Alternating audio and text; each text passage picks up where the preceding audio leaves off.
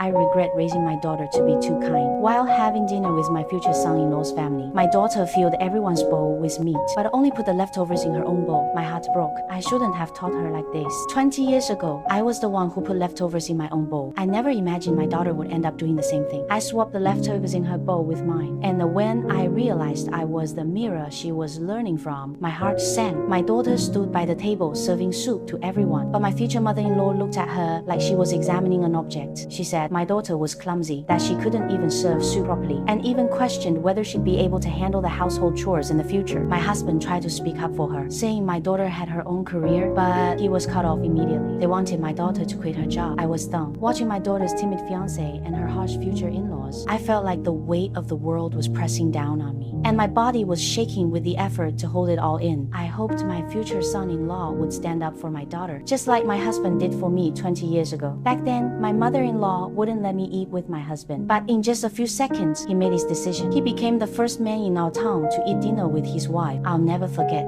how he turned toward me like a hero, protecting me. He never let me face any difficulty alone. Finally, my future son-in-law noticed the look on my face. He quietly walked up to my daughter, and they both started trying to serve the soup. I didn't want my daughter to be mistreated any longer, so I stood up and took the ladle. But to my surprise, that cruel woman mocked me, saying that I did everything for my daughter, which is why she didn't know how to do anything herself. My daughter awkwardly smiled. The anger inside me flared up even more. But for my daughter, I still kept my composure. I told her that bitter woman, there's one thing I didn't teach her. My daughter is my most precious gift, and because of that, I chose not to teach her this. The woman stared at me in shock, silent.